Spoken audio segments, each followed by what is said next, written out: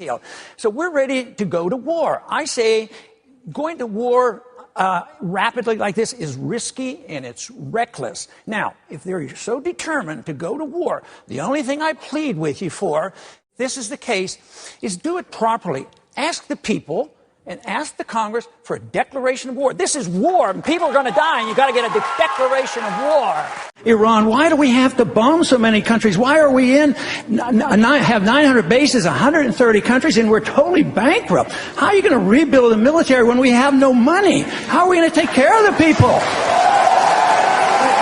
So I think this wild goal to have another war in the name of defense is the dangerous thing. The danger is really us overreacting, and we need a strong national defense, and we need to only go to war with a declaration of war and just carelessly flouting it and starting these wars so often. Speaker, 8,000 some Americans have died since we've gone to war. You cannot solve these problems with war. You can solve the problems if we follow our Constitution, go to war only when we declare the war, go in and win them and get them over with, instead of this endless fighting and this endless attitude that we have enemy all around the world. But yes, I would leave. I would leave completely. Why leave the troops in the region? It was the fact that we had troops in Saudi Arabia was one of the three reasons given for the attack on 9/11. So why leave them in the region?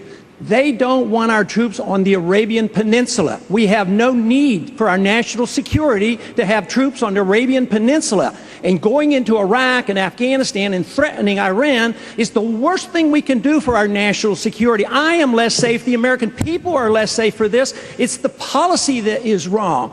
Tactical movements and shifting troops around and taking in 30 more and reducing by 5, totally irrelevant.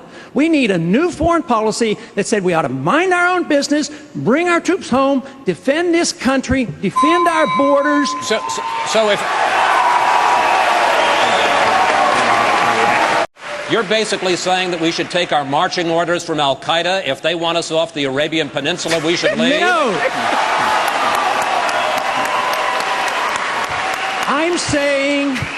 I'm saying we should take our marching orders from our Constitution. We should not go to war. We should not go to war without a declaration. We should not go to war when it's an aggressive war. This is an aggressive invasion. We've committed the invasion of this war, and it's illegal under international law. The American people didn't go in.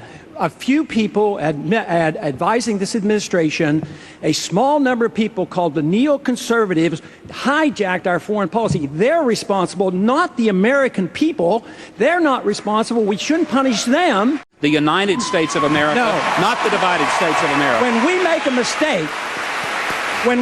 mistake, it is the obligation of the people through their representatives to correct the mistake, not to continue the mistake. And that's what we do on the floor of the Senate? No, we've dug a hole for ourselves, and we've dug a hole for our party. We're losing elections, and we're going down next year if we don't change it. And it has all to do with foreign policy, and we have to wake up to this fact. Even if we lose elections, we should not lose our honor, and that is more important than the Republican Party.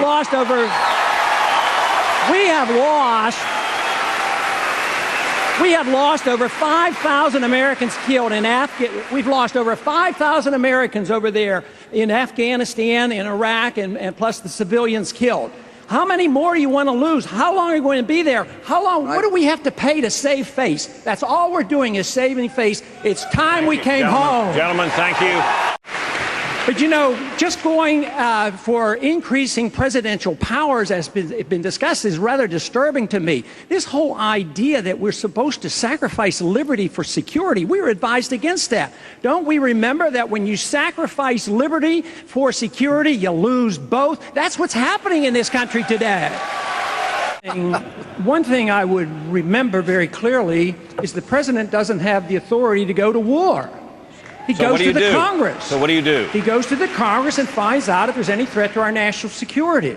We don't have to resort to war every single time there's a confrontation. They are not a threat to Israel. Israel has 200 or 300 nuclear missiles, and they can take care of themselves. So you shouldn't assume that we have to jump in and go to war, and we certainly shouldn't do it without the consent of the Congress. Thank you, sir. Thank you.